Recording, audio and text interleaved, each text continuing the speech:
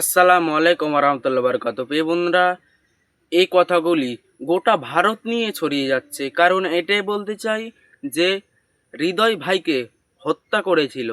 কারণ কিভাবে হত্যা করেছিল আপনারা দেখে নেন শেষ পর্যন্ত।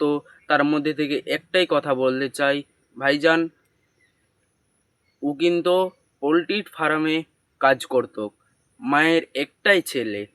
যাক, বেশি না কথা বাড়িয়ে আপনারা শুনে নিন, তারপরে আমি আর একটা আলোচনা নিয়ে কথা বলবো। আপনারা শুনে নিন শেষ পর্যন্ত। মায়ে বসে বসে হৃদয় ভাইকে ভেবে মায়ের সন্তান কেড়ে নিলা তোমরা হেসে হেসে।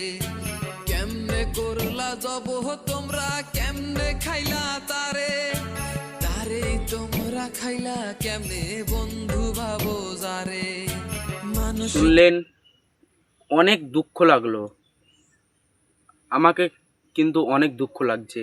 আপনারাকে কেমন লাগলো আমি জানি না, কারণ এটাই বলতে চাই, একটা কথা নিয়ে আলোচনা করব। আমি বললাম এই কথাটি নিয়ে আলোচনা করছি। আর একটা মেয়েকে এবাকার মানে ধর্ষণ করে দিল, হত্যা করে দিল।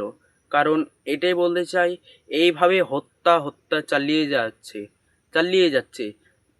কারণ মুসলমান অধিক শক্তির পাওয়ার, মুসলমান অধিক শক্তির পাওয়ার মানে বললাম কি কারণে আপনারা জানেন তো? না জানলে আমি বলে দিচ্ছি যে মুসলমান মানে হৃদয় ভাইকে কেটে খেয়ে এনেছে, আপনারা জানেন। কারণ এটাই বলতে চাই, হৃদয় ভাইকে কেন খেয়েছে, কেন, কিসের লেগে খেয়েছে, আমি এটাই বলতে চাই যে হৃদয় ভাইয়ের সাজা চাই।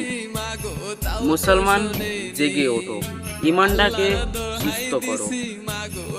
মেয়েটাকে মেরে ফেলা হয়েছে, কারণ কিভাবে মেরে ফেলা হয়েছে আপনারা দেখেন শেষ পর্যন্ত। খুবই এটা তো দুঃখ লাগবে, আপনারা শুনে নেন শেষ পর্যন্ত, দেখে নেন, ভালোভাবে দেখে নেন।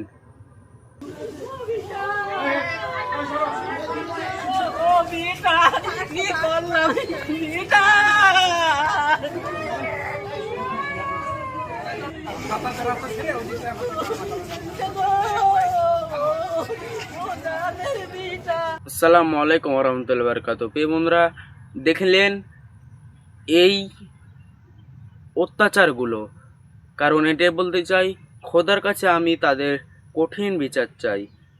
আসসালামু আলাইকুম রহমতুল্লাহ বরকাত।